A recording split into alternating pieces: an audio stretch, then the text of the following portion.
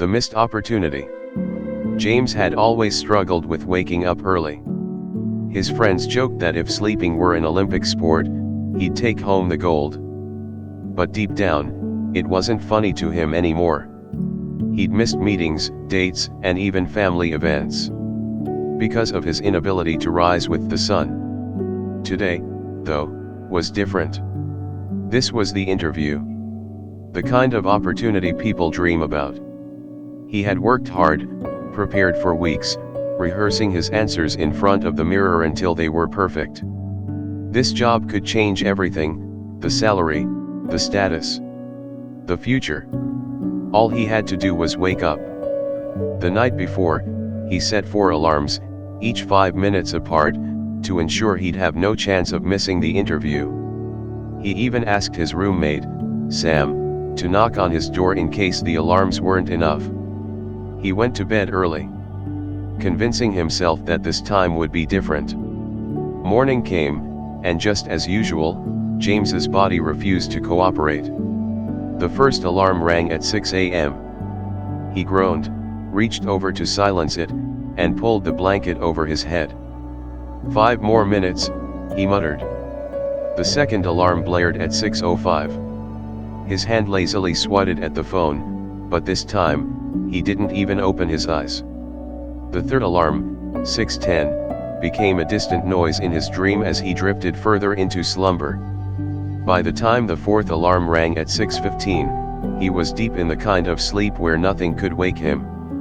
He didn't stir until 8:30 a.m. James shot up in bed, wide-eyed with panic.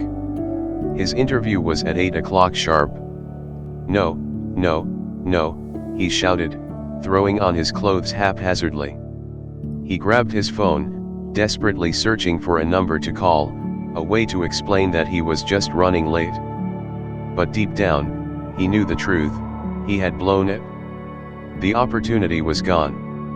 Slumping back into his chair, he sat in silence, staring at the floor. How could he let this happen?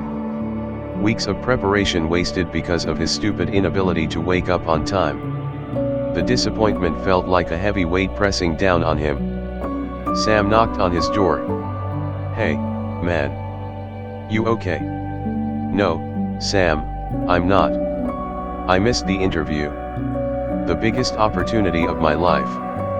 I'm such a screw-up. Sam's eyes widened in surprise. You didn't hear the news, did you? Confused, James frowned. What are you talking about? Sam walked over to the TV and turned it on. The local news flashed across the screen with breaking headlines. Tragic accident downtown as a building collapse kills 15 and injures dozens more. The office building at the corner of West and Main suddenly crumbled due to structural failure. James stared at the screen in disbelief.